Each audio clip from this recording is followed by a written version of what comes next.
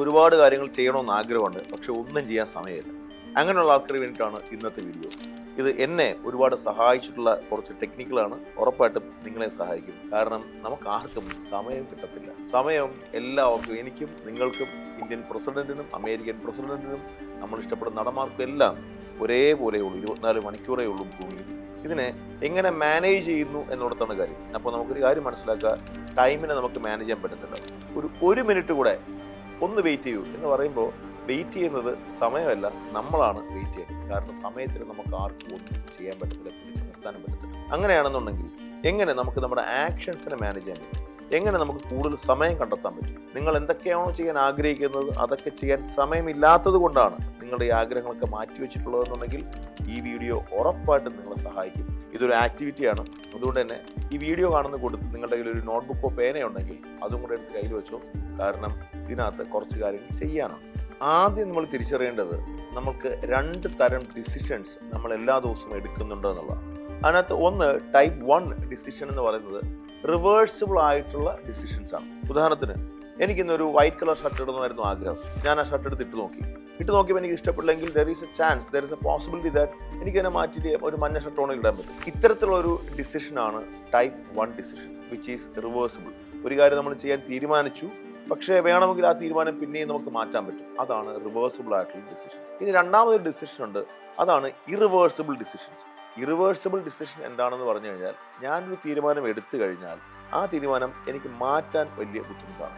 ഉദാഹരണത്തിന്, ഞാനിപ്പോൾ സെലക്ട് ചെയ്യുന്ന ഒരു കോളേജ്, ആ ഒരു കോളേജ് ചൂസ് ചെയ്ത് കഴിഞ്ഞാൽ പിന്നെ ആ കോളേജിൽ നിന്ന് മാറി മറ്റൊരു കോളേജിലേക്ക് പോകുന്നത് ഒരു ബുദ്ധിമുട്ടാണ്. ഞാനൊരു ലൊക്കേഷൻ ഫിക്സ് ചെയ്തു എൻ്റെ ബിസിനസ്സിനായിട്ട്. ആ സ്ഥലം ഫിക്സ് ചെയ്ത് ആ സ്ഥലം ഞാൻ തീരുമാനിച്ച് അഡ്വാൻസ് കൊടുത്തു കഴിഞ്ഞാൽ പിന്നെ അവിടെ നിന്ന് മാറാൻ ചില ബുദ്ധിമുട്ടുകളുണ്ട്. ഞാനൊരാളെ ഹയർ ചെയ്ത് കഴിഞ്ഞാൽ പിന്നെ ആ ആളിനെ മാറ്റി വേറൊരാളെ റീപ്ലേസ് ചെയ്യുന്ന കുറച്ച് ബുദ്ധിമുട്ടുണ്ട്. ഇത്തരത്തിലുള്ള ഡിസിഷൻസിനെയാണ് ഇറിവേഴ്സിബിൾ ഡിസിഷൻസ് എന്ന് പറയുന്നത്. അപ്പോൾ നമ്മൾ സാധാരണ റിവേഴ്സിബിൾ ഡിസിഷൻസും ഇറിവേഴ്സിബിൾ ഡിസിഷൻസും തമ്മിൽ ഉള്ളൊരു കൺഫ്യൂഷൻ ഉണ്ട്. പലരും പിന്നെ മാറ്റാവുന്ന ഡിസിഷൻസിനെ ഇനി ഒരിക്കലും മാറ്റാൻ പറ്റാത്ത ഡിസിഷനായിട്ട് കണ്ട് ഒരുപാട് സമയം എടുക്കുന്നതിലാണ് നമ്മൾക്കെല്ലാവർക്കും ടൈം മാനേജ് ചെയ്യാൻ പറ്റാതെ. ഇപ്പൊ തന്നെ നിങ്ങളൊരു കാര്യം ചെയ്യാം.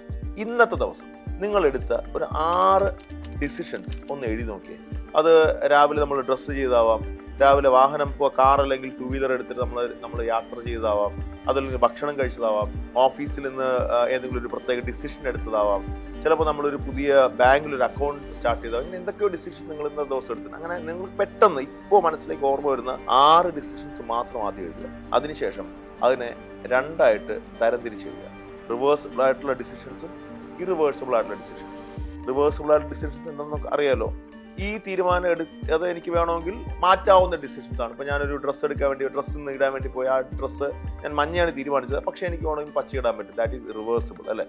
ഇറിവേഴ്സിബിൾ ആയിട്ടുള്ള ഡിസിഷൻ എന്താണ്? നിങ്ങൾ എന്തൊരു ബാങ്ക് അക്കൗണ്ട് നിങ്ങൾ തുടങ്ങുകയാണ്. അപ്പോൾ ബാങ്ക് അക്കൗണ്ട് സ്റ്റാർട്ട് ചെയ്യുന്ന സമയത്ത് അത് നമുക്ക് ഏറ്റവും അടുത്തായിരിക്കണം, അല്ലെങ്കിൽ നമുക്ക് ഏറ്റവും കൺവീനിയൻ്റ് ആയിരിക്കും, കുറച്ച് തീരുമാനം എടുത്തിട്ട് വേണം എടുക്കാൻ. It can be N irreversible decision. ഇതിനകത്ത് ഒന്ന് ശ്രദ്ധിച്ചു നോക്കിയേ, ഇതിനകത്ത് ചില ഡിസിഷൻസ് റിവേഴ്സിബിൾ ആയിരുന്നു. നിങ്ങൾ ഇറിവേഴ്സിബിൾ എന്ന് കരുതിയ ചില ഡിസിഷൻസ് ആക്ച്വലി റിവേഴ്സിബിൾ ആയിരുന്നു. ഇനി ഓരോ ഡിസിഷനും എടുക്കാൻ നിങ്ങളെടുത്ത സമയം, ഒരു ഓർമ്മയിലുള്ള ഒരു സമയം ഒന്ന് എഴുതി നോക്കി. ചിലത് 2 മിനിറ്റ്, ചിലത് 2 മണിക്കൂർ, ചിലത് ഒരു ദിവസം. ആ സമയം ഒന്ന് എഴുതി നോക്കിയേ. അത് റിവേഴ്സിബിൾ ഡിസിഷൻ ആയിരുന്നു എന്നുണ്ടെങ്കിൽ, അതായത് എനിക്കത് ക്വിക്കായിട്ട് എടുക്കാൻ പറ്റുന്ന ഡിസിഷൻ ആണെന്നുണ്ടെങ്കിൽ, ക്വിക്കായിട്ട് എടുക്കാൻ പറ്റുന്ന ഡിസിഷൻ എന്ന് പറയാൻ കാരണം, ഇപ്പോൾ ഞാൻ നേരത്തെ പറഞ്ഞില്ലേ, ഒരു ഷർട്ട് ഇന്ന് ഏതിടണമെന്ന് ഞാൻ തീരുമാനിക്കണം. അത് ഞാനങ്ങ് തീരുമാനിച്ചു, ആദ്യം ഇതാണ് എടുക്കാൻ തീരുമാനിച്ചു. ഞാനതിപ്പോൾ പച്ച വേണോ, നീല വേണോ, വെള്ള വേണോ, കറുപ്പാണോ എന്ന് ആലോചിച്ചുകൊണ്ടിരിക്കുന്ന ഒരു ശീലം നമുക്ക് പലർക്കും ഉണ്ട്. ആ ശീലത്തിന് മാറ്റിയിട്ട് പച്ചയാണ് ഇടാൻ തീരുമാനിച്ചു കഴിഞ്ഞു. ഇനി വേണമെങ്കിൽ അന്നേരമാണ് മാറ്റേണ്ടത്. എപ്പോൾ നിങ്ങൾക്ക് പിന്നെ ഒരിക്കൽ തോന്നുന്നത് പച്ച വേണ്ട, നീല വേണമെങ്കിൽ ആ സെക്കൻഡിൽ മാറ്റിയാൽ മതി. ഡിസിഷൻ ഞാൻ എന്താ ഇപ്പോൾ എടുത്തു, ക്വിക്ക് ഡിസിഷൻ. അതായത് റിവേഴ്സിബിൾ ആയിട്ടുള്ള ഡിസിഷൻ നിങ്ങൾ എടുക്കേണ്ടത് ക്വിക്കായിട്ടാണ്.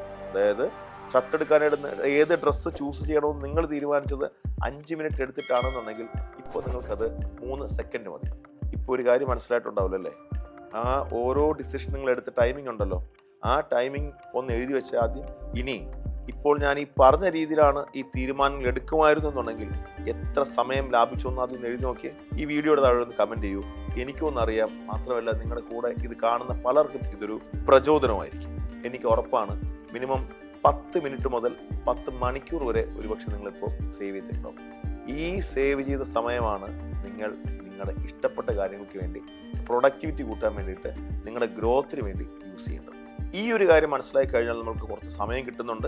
പക്ഷേ അതിനോടൊപ്പം ഓഫീസിൽ നിങ്ങളുടെ സമയം കൊല്ലുന്ന ഒരു വലിയ പ്രശ്നം കൂടെയാണ്.